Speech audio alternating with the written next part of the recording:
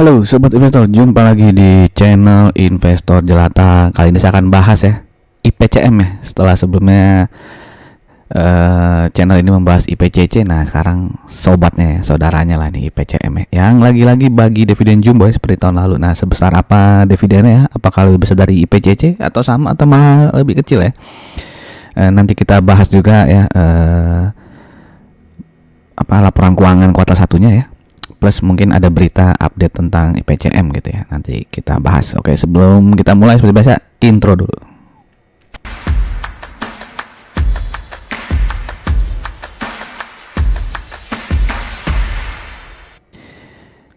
Oke, kita kenalan dulu dengan IPCM ya, yaitu PT Jasa Armada Indonesia ya, di mana dianya tadi ada di bawah Pelindo lalu di spin off ya di tahun 2013 nih ya. Oke, lalu jadi bisa dibilang berdirinya IPCM di tahun 2013 ya. Lalu dia IPO di sini ya, di tahun 2017 ya, dia IPO. Lalu bisa dilihat di sini lah ada penambahan armada, penambahan wilayah operasional ya, lalu ya ini juga penambahan wilayah operasional ya. Dan ini adalah tagline dari IPCM ya, siap ya. Wah, keren juga ya. Kayak siap tapi tulisannya bahasa Inggris ya, siap. Oke, bidang usaha penyelenggaranya adalah pengusahaan pelayanan ini ya, jasa pemanduan dan penundaan, lalu pengelolaan kapal dan juga jasa kemaritiman lainnya. Dan dia juga mengelola beberapa pelabuhan. Nanti kita lihat ya wilayah operasional dari IPCM. Oke, ini wilayah operasional IPCM ya, di mana dia ada beberapa pelabuhan ya, port ya, di pulau ya, hampir di semua pulau ya. Oh enggak ya, di Sulawesi nggak ada ya, di Papua juga nggak ada nih. Oh, di sini juga nggak ada ya, di mana nih, NTB nggak ada ya. Oke. Lalu ini ya barang-barang yang diangkat ya nih ya, saat ini menjalin kerjasama dengan beberapa tersus ya. Tersus itu apa tuh? Terminal khusus ya, ngangkat batu bara, LNG dan nikel ya. Dan ini adalah beberapa potensi ya, mungkin akan digarap oleh PCM ya, kerjasama terminal khusus maupun terminal untuk kepentingan sendiri ya. Jadi langsung dengan perusahaan-perusahaan ya urusannya ya. Ya mudah-mudahan aja dia bisa semakin berkembang lah ya, supaya dividennya makin besar juga ya kalau cuannya makin besar. Oke, untuk berita IPCM nggak terlalu banyak ya. Jadi ini ada satu berita ya di bulan Mei, di mana dia akan ekspansi ke Maluku Utara ya, untuk layanan kargo nikel nih ya. Jadi di sini ekspansi ini dilakukan sejak 1 April 2024. Nah, ini kan berarti kuartal 2 ya. Berarti pemasukannya belum tercatat nih di laporan kuartal 1 ya, karena kan sampai Maret doang. Nah, apakah nanti akan berpengaruh ya terhadap kinerja kuartal 2-nya IPCM ya? Ya, mudah-mudahan sih pendapatan bisa naik ya, profit juga bisa naik ya. Jadi di ini ya, di Maluku Utara itu kan ada smelter nikel ya, smelter nikel dengan produksi hingga 240.000 ton ya. Yang salah satu perusahaan yang menambang di sana adalah Grup Pertambangan dan Industri Pengolahan, yaitu PT Trimegah Bangun Persada ya, NCKL, yang listing juga di bursa saham kita. Oke, ini komposisi kepemilikan saham dari IPCM ya, di mana PT Pelindo Jasa Maritim menguasai ya paling mayoritas 76,89, lalu ada PT Pelabuhan Indonesia Investama ya 10,78, dan masyarakatnya sekitar 12%. Saya juga ingin menginformasikannya beberapa video yang mungkin menarik untuk teman-teman ya, khususnya di sini ya, video baru mengenai prediksi Morgan Stanley ya, yang mendowngrade pasar saham Indonesia ya. Nah, apakah ramalan-ramalan Morgan Stanley sebelum-sebelumnya itu akurat atau enggak sih ya? Nah, ini saya bahas ya beserta fakta-faktanya di video ini. Jika teman-teman berminat, nanti linknya bisa teman-teman klik di pojok kanan atas. Saya juga ingin mengajak teman-teman yang mungkin saja baru mampir di channel ini untuk subscribe ya, dan jangan lupa untuk klik loncengnya. Dan jika dirasakan video-video di channel ini bermanfaat, saya minta tolong untuk like, comment, and share-nya. Oke, kita masuk ke bagian keuangannya. Kita flashback dulu tahun 2023. Dia revenue-nya naik 16%, sedangkan profitnya naik 4,65% saja. Nah, di kuartal 1 ini ya, revenue naik tipis 0,62, tapi profitnya turun ya 18,3% gitu ya. Walaupun profit 38 miliar ini lebih tinggi dibandingkan kuartal 4 ya, tapi kalau dibandingkan kuartal 1 tahun lalu itu dia mengalami penurunan 18%. Nah ini ya, tadi pendapatannya naik tipis, beban pokok pendapatannya naik ya 4,27 ya. Jadi itu menggerus labanya sehingga laba brutonya tuh turun 8,6%. Setelah dipotong beban beban operasi dan lain-lain, laba usahanya turun ya menjadi 16,35% ya. Bisa lihat sini kanan nih, beban umum administrasi naik ya. Dari 29 miliar menjadi 30 miliar ya. Lalu ada pendapatan operasi lainnya juga turun ya. Turun 600 juta sini, nggak terlalu ngefek ya. Dan nggak dikasih tahu juga nih pendapatan operasi lainnya dari mana ya, cuma ditulis lain-lain doang gitu. Dan laba bersihnya itu turun 18,31. Ini karena bisa lihat sini ya, pendapatan keuangannya itu yang tadinya 4,8 miliar ya, hanya menjadi 4,2 miliar ya.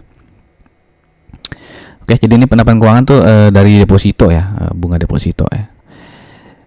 Nah ini segmen pendapatannya ya. Jadi yang paling banyak itu dari jasa pelayanan kapal tunda ya, 252,4 miliar ya. Ini mengalami kenaikan dari tahun sebelumnya yang hanya 221 miliar. Begitupun kapal pandunya juga naik ya. Sedangkan jasa pengelolaan kapal yang jadi nol, malah yang belum ada penghasilan dari jasa pengelolaan kapal ya. Begitupun jasa pengangkutan lainnya turun ya, dari hampir 50% turun ya, dari 1 miliar menjadi 24 miliar. Nah ini tadi yang pendapatan keuangan ya, yang mengalami penurunan itu karena pendapatan bunga depositonya yang turun ya. Oke, sekarang kita ke historis PER dari IPCM ya. 5 tahun terakhir PER-nya itu di 14,2 dan saat ini dia di 9,79 ya, sehingga dia mengalami lagi, bisa dibilang dia under value ya saat ini ya. Sedangkan untuk PBV-nya 5 tahun terakhir itu di 1,26 ya, dan saat ini dia dipegangkan di 1,14. Nah ini juga dia under value ya berdasarkan historis PBV-nya, di mana book value saat ini di 242,02. Jadi kalau kita asumsikan harga wajar itu ketika PBV-nya di 1,26, maka harga wajar itu di 304,95 ya. Dan dia di, waduh, ini harga sahamnya bukan 5 April nih, salah ya. Nah, udah bener ya, 20 Juni ya, 20 Juni hari Kamis dia closing di 276, sehingga margin of safety-nya masih lumayan ya, 10,4%.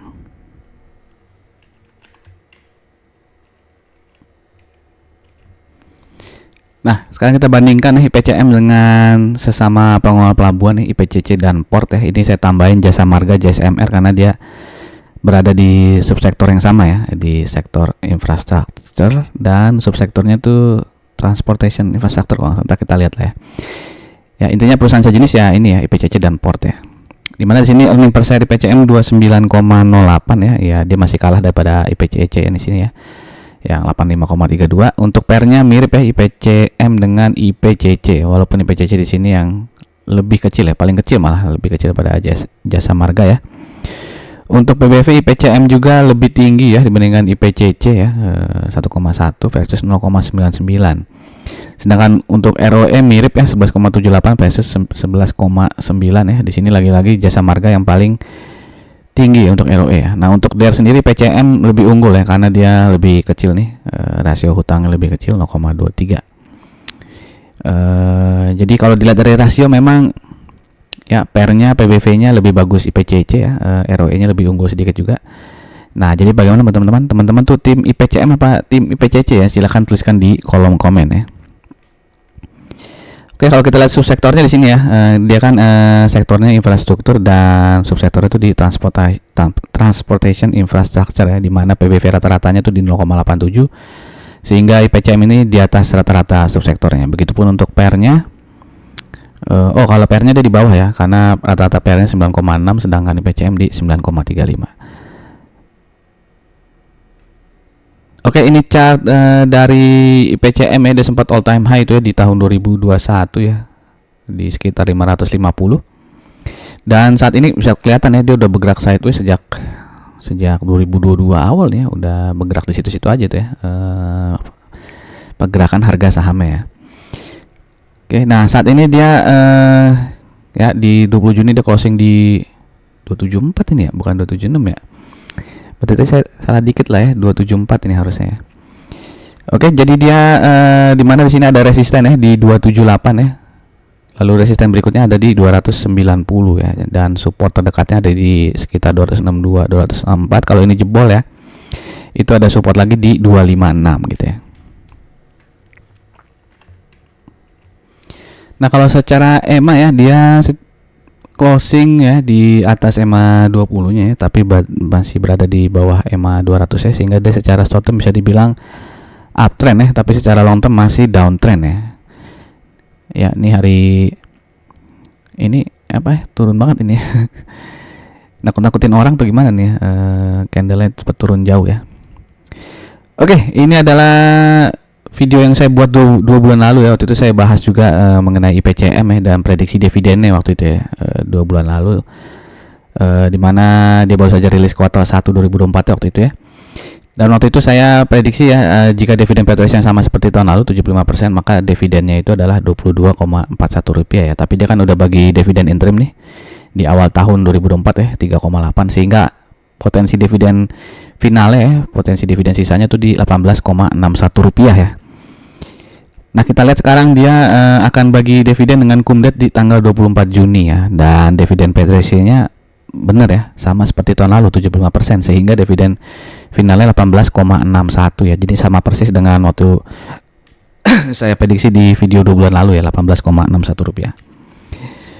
Sehingga kalau kita bagi dengan harga saham di 274 ini, maka potensi dividen yieldnya lumayan ya, 6,79%. Apalagi kalau teman-teman di Januari kemarin dapat 3,8 ya, mungkin teman-teman berarti dividen yieldnya sekitar 7 sampai dengan 8% gitu ya.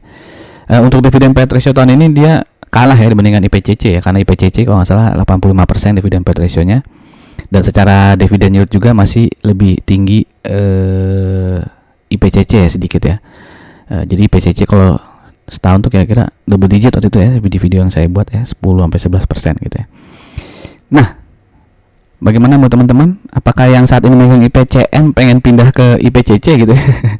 Silahkan juga tuliskan pendapat teman-teman di kolom komen ya. Sekali lagi, jika dirasakan video-video di channel ini bermanfaat, saya minta tolong untuk like, komen, dan share-nya. Terima kasih. Sampai jumpa lagi di video-video berikutnya. Salam jelata sukses.